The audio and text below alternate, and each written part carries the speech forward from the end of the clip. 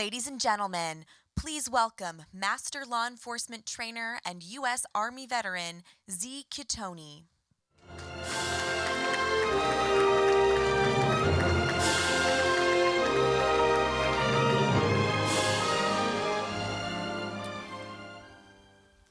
When I deployed to Iraq in 2004 with the Army, I was assigned to the Force Protection section of my unit.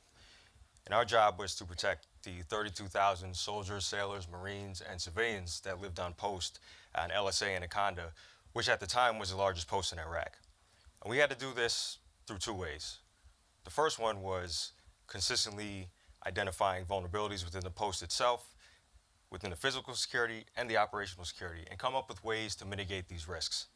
And the second was through training both the military personnel and civilians in anti- and counter-terrorism measures. More specifically, within the Force Protection Office, I was assigned as the anti-terrorism officer. So yeah, I was the anti-terrorism officer in the middle of a combat zone surrounded by terrorists. Boom, job security. Before I left for Iraq, I was literally changing my life. I was 3 months into a brand new police academy. I had married my wife 2 days prior to leaving, and she was pregnant with our first daughter.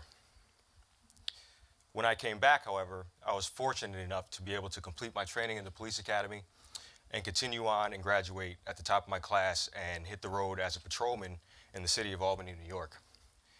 Just to give you a little background about my department. Just this year, the Albany Police Department has been identified by the White House as a model agency for 21st century policing based on directives given forth by President Barack Obama. So the turmoil between community and police relations that some media outlets would have you believe is nationwide is not an issue for myself, or my department, and my community.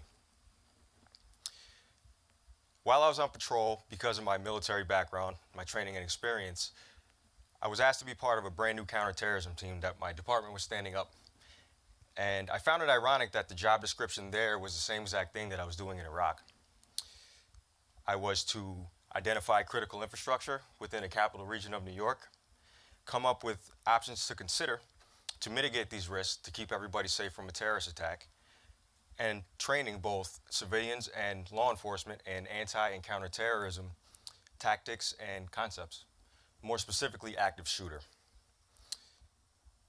When I'm training, whether it be the law enforcement people that I'm training or whether it be the civilians, my goal is always to be thought-provoking, and it's always to leave them with something to think about and bring home. It's also to empower them, because when they bring these concepts home, I'm hoping that they are telling their loved ones, their families, their friends exactly what I taught them. And I'm hoping that their loved ones, families, and friends are teaching their loved ones, families, and friends things that I taught them.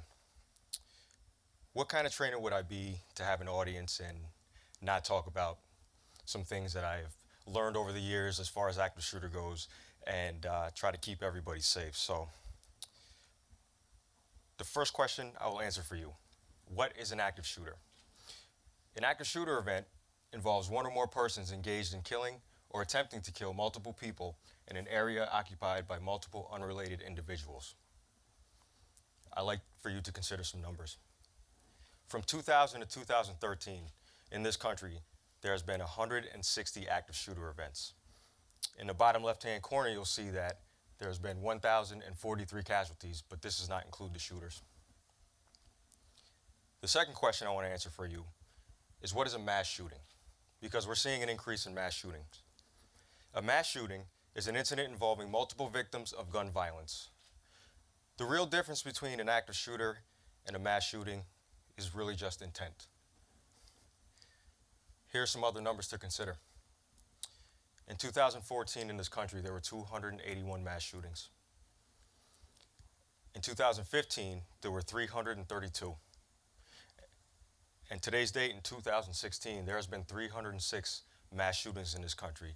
Now, if the numbers continue as projected, we will average more than one mass shooting in this country per day, and that is completely unacceptable. So I was thinking about some things, and being a veteran, realizing that I had the tools and other veterans had the tools, that we've seen this before, to get ourselves out to safety if this was to happen around our area. ALERT stands for Advanced Law Enforcement Rapid Response Training. It's a grant-funded program out of Texas State San Marcos. And what they do is research active shooter and mass shootings, and they present options to consider for the regular person, not just law enforcement, the regular person, to react if something like this were to happen.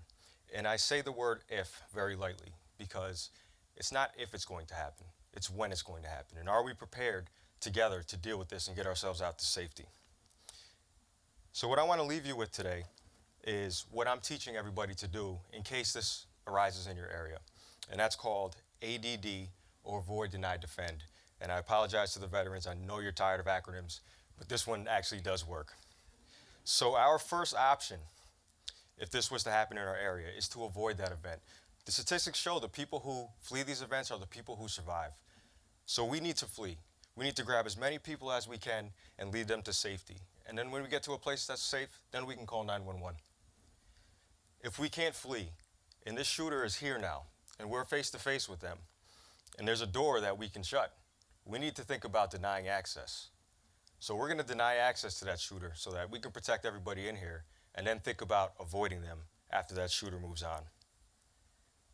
And the third part is called defend yourself. We are literally fighting for our lives if we are dealing with an active shooter. We now know that they're here to do one thing and one thing only, and that's to hurt and kill people. That's not going to be us. That's not going to be us. So if I leave you with anything today, avoid, deny, and defend. I'm Zee Kitonyi, and I'm a U.S. Army veteran.